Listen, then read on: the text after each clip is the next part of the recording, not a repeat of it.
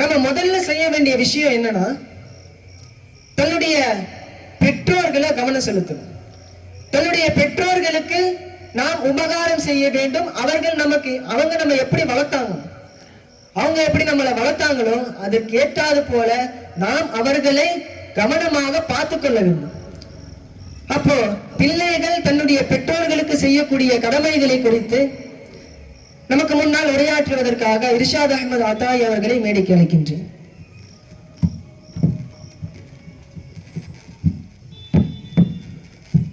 அஸ்ஸலாமு அலைக்கும் வரஹ்மத்துல்லாஹி வபரகாத்துஹு.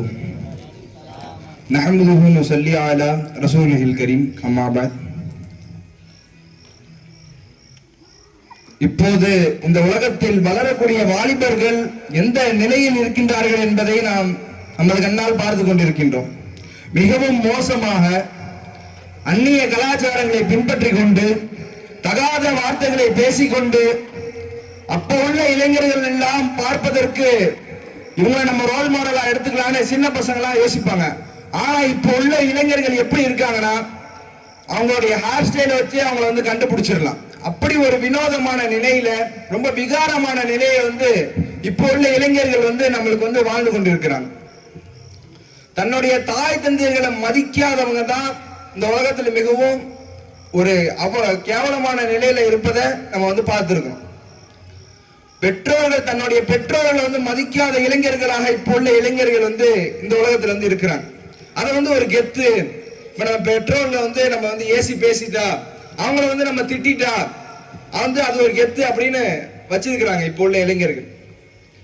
தன் யார் மீது நேசம் வைப்பது கூட அவங்களுக்கு தெரியல. அவங்க ஒரு பெண் மீது நேசம் வைக்கிறாங்க, தன்னுடைய மொபைல் மீது ஒரு நேசம் வைக்கிறாங்க, அதுக்கு கவர் போடுறாங்க, அது ஒரு நேசமா பாக்குறாங்க. ஒரு தன்னுடைய பைக் மேல ஒரு நேசம் வைக்கிறாங்க, தனக்கு பிடிச்ச காரு, தன்னுடைய யார் பிடிச்சிருக்காளோ அந்த நடிகர் மீது ஒரு நேசம், தன்னுடைய அந்த நடிகை மீது ஒரு நேசம், தன்னுடைய போதைப் பொருட்கள் மீது ஒரு நேசம். ஆனா தன்னுடைய பெற்றெடுத்த தாய் தந்தையர் மீது ஒரு நேசமும் வைக்கிறது இல்லை. அவங்களை திட்டுறாங்க, அவங்களை ஏசி பேசுறாங்க, அவங்களுக்கு அவமரியாதை கொடுத்து அவங்களுக்கு மரியாதை கொடுக்காம கண்ணியம் இல்லாத முறையில அவங்களை வழி நடத்துறாங்க. அல்லாஹ் தஆலா திருக்குர்ஆன்ல சொல்றான், கலா ரப்புக, உங்களுடைய ரப்பு நிர்ணயித்து விட்டான், அலா தஅபுது இல்லா இய்யாஹு, என்னை தவிர எந்த ஒரு இறைவனும் வணங்குவதற்கு தகுதியானவன் இல்ல, நான் ஒருவன் மட்டும்தான் இறைவன் அல்லாஹ் தஆலா சொல்லிட்டு அடுத்து என்ன சொல்ற வார்த்தை தெரியுமா? வாலிதைஹி இஹ்சானா, தன்னுடைய தாய் தந்தை, உங்களுடைய தாய் தந்தையருக்கு நீங்கள் நல்ல உபகாரம் செய்யுங்கள், அவர்கள் நல்ல முறையில் நீங்கள் வழிநடத்துங்கள், அவர்களுக்கு மனம் நோகாத அளவுக்கு நீங்கள் அவர்களை வழிநடத்துங்கள் என்று அல்லாஹ் தஆலா திருக்குர்ஆன்ல கூறுறான். ஆனா இப்போ உள்ள இளைஞர்கள் எப்படி தெரியுமா இருக்காங்க? தன்னுடைய தாய் தந்தைகளை மதிக்காம, அவர்களுக்கு மரியாதை கொடுக்காம, அவங்களுக்கு தீய வார்த்தையை பேசிக்கொண்டு இருக்கின்றாங்க. அல்லாஹ் தஆலா அந்த ஆயத்துல சொல்றான், உங்க பெற்றோர் இடத்துல நீங்க நல்ல வார்த்தைகளை நீங்க அவங்க இடத்துல யூஸ் பண்ணி பேசுங்க, கவுலன் கரீமா, நீங்க நல்ல வார்த்தைகளை கொண்டு யூஸ் பண்ணுங்க அப்படின்னு சொல்றாங்க. ஆனா இப்போ உள்ள இளைஞர்கள் எப்படி தெரியுமா பேசுறாங்க? தன்னுடைய பேரண்ட்ஸ்ட, தன்னுடைய பேரண்ட்ஸ் மூஞ்சி சுளிக்கிற அளவுக்கு, அவங்க மனம் நோகிற அளவுக்கு தன்னுடைய வார்த்தைகளை அந்த பேரண்ட்ஸ் இடத்துல அவங்க யூஸ் பண்றாங்க. அல்லாஹ் தஆலா சொல்றான், உங்க தாய் தந்தை இடத்துல நீங்க சீனு கூட ஒரு வார்த்தையை சொல்லிடாதீங்க, அவனுடைய மன நோவாளுக்கு நீங்க ஒரு வார்த்தையை சொல்லிடாதீங்க, அவங்க மூஞ்சி சொல்லிக்கும்படி ஒரு வார்த்தையை கூட நீங்க சொல்லிடாதீங்கன்னு அல்லாஹ் தஆலா திருக்குர்ஆன்ல சொல்றான்.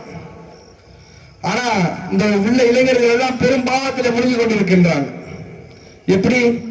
மது, போதை, இந்த மாதிரி பெண்ணோட சேர்றது, காதலிக்கிறது, அதெல்லாம் பெரும் பாவம் இல்ல. ரசூலுல்லாஹ் ஸல்லல்லாஹு அலைஹி வஸல்லம் அவங்க சொல்றாங்க, அக்பர் கபாயிர் பாவங்களிலே மிகப்பெரிய பாவம் எது தெரியுமா? துஷ்ரிக்கு பில்லாஹ், அல்லாஹ்க்கு இணை வைப்பது முதல்ல. அடுத்து பெருமானார் ஸல்லல்லாஹு அலைஹி வஸல்லம் அவர்கள் சொல்றாங்க, ஹுக்கூக்குல் வாலிதைன், தன்னுடைய தாய் தந்தை இடத்துல யாரு நோய்வினை செய்கிறாங்களோ, அவங்க அவமரியாதைப்படுத்துறாங்களோ, அவங்களுக்கு மாறு செய்கிறாங்களோ, அவருடைய சொல்லுக்கு யாரும் கேட்காம இருக்கிறாங்களோ, தன்னுடைய தாய் தந்தையோட ஒரு பாதுகாப்பே இல்லாம பாக்குறாங்க தெரியுமா, அதுவும் ஒரு மிகப்பெரிய பாவம் தான் என்று பெருமானார் ஸல்லல்லாஹு அலைஹி வஸல்லம் அவங்க சொல்றாங்க. மிகப்பெரிய பாவத்தில் நம்மளுடைய வாலிபர்கள் முழுங்கிருக்காங்க. இந்த ஹதீஸின் மூலியமாக நம்ம தெரிவிக்கப்படுகிறது. ஆனா பெருமானார் ஸல்லல்லாஹு அலைஹி வஸல்லம் அவங்க சொல்றாங்க, வாலிப சமுதாயம் என்பது அந்த வாலிப டீனேஜ் என்ன எப்படிப்பட்ட ஒரு நிலை தெரியுமா? அது ஒரு பைத்தியத்தோட நிலைன்னு, அது ஒரு விதமான ஒரு பைத்தியம் பெருமானார் ஸல்லல்லாஹு அலைஹி வஸல்லம் அவங்க சொல்லி தராங்க. ஆனா இந்த ஒரு விஷயத்தை வந்து கையாள தெரியாம நம்மளுடைய வாலிபர்கள் எந்த விஷயம் பிடிக்குதோ அந்த விஷயத்தின் மீது பைத்தியம் ஆயிடுறாங்க. இப்ப காதல் மீது ஒரு பைத்தியம், தன்னுடைய போதை பொருட்கள் அந்த போதை யூஸ் பண்ற அது ஒரு மீது ஒரு பைத்தியம், போனை யூஸ் பண்றாங்க அதுல ஒரு அடிக்ஷன், அது ஒரு விதமான ஒரு போதை, அது ஒரு இன்பமாக கருதுகிறாங்க இப்போ உள்ள வாலிப சமுதாயர்கள். பெருமானார் ஸல்லல்லாஹு அலைஹி வஸல்லம் அவங்க ஒரு போரை விட முக்கியமா ஒரு அமலை சொல்லி தராங்க. அது என்ன தெரியுமா அமலு? தன்னுடைய தாய் தந்தையிடத்துல இருந்து நல்ல உபகாரம் செய்ய வேண்டும், அவங்கள நல்லா பாதுகாக்க வேண்டும் என்று சொல்றாங்க.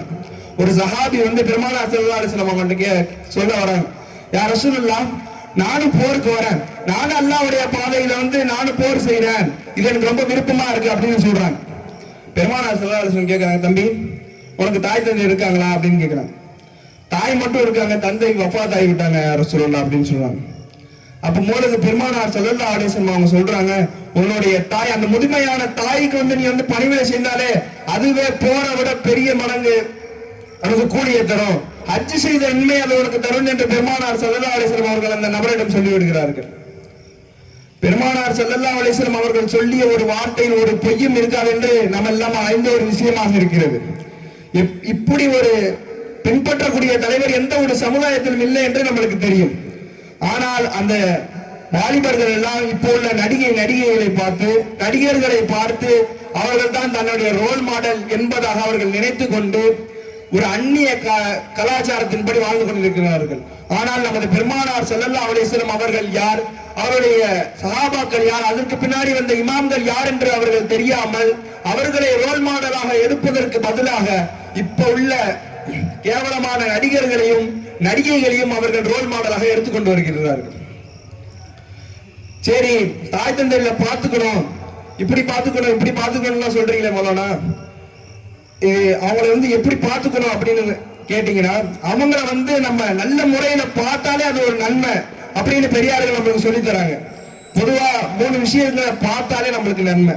ஒண்ணு குர்ஆன், ரெண்டாவது காபத்துல்லா, மக்கால உள்ள காபத்துல்லா, மூணாவதாக நமது பெற்றெடுத்த தாய் தந்தையை நாம் நல்ல பார்வையில் பார்த்தாலே அது ஒரு இபாதத்து, அது ஒரு நன்மைக்குரிய ஒரு செயல் என்று பெரியார்கள் நமக்கு சொல்லி தராங்க.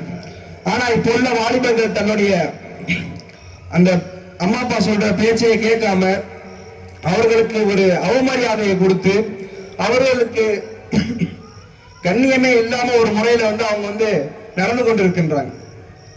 உங்களுக்கு இப்போ உள்ள வாலிபர்களுக்கு என்னென்ன ஆசைப்படுறாங்க தெரியுமா?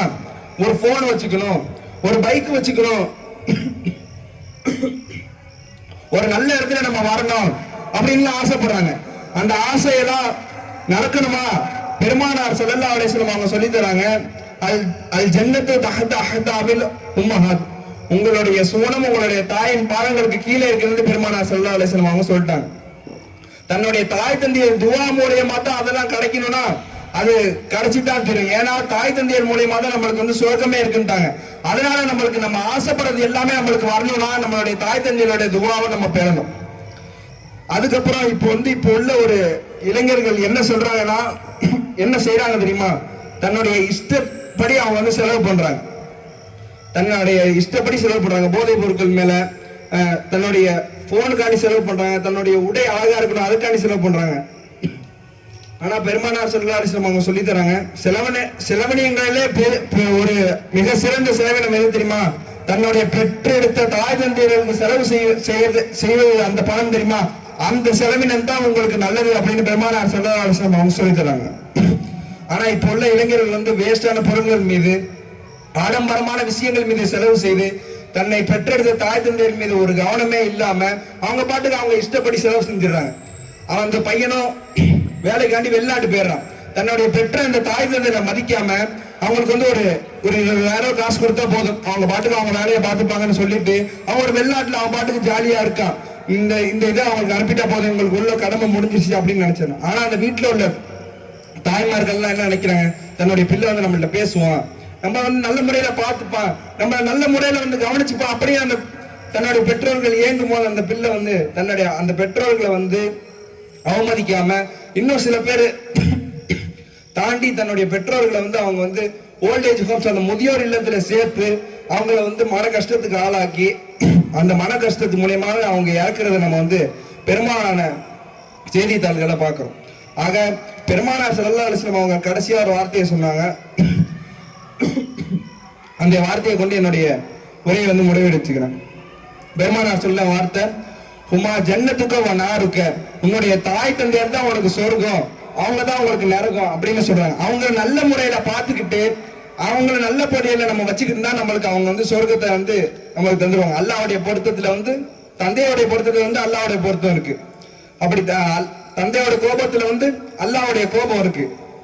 ஆக அவங்க நம்ம நல்ல முறையில பார்த்துக்கிட்டா நம்ம அவங்களுக்கு வந்து அவங்க நம்மளுக்கு வந்து என்ன ஆவாங்க, சொர்க்கம் ஆவாங்க. அதே நம்ம அவங்கள வந்து அவங்க மன கஷ்டப்பட்டு அவங்கள ஏசி கொண்டு நம்ம வாழ்ந்தா நம்ம நரகத்துக்கு தான் போவோம். ஆக நம்மளுடைய நம்ம சொர்க்கத்துக்கு போவதும் நம்ம நரகத்துக்கு போவதும் நம்ம கையில தான் இருக்கு. அஸ்ஸலாமு அலைக்கும் வரஹ்மத்துல்லாஹி வபரகாத்துஹு.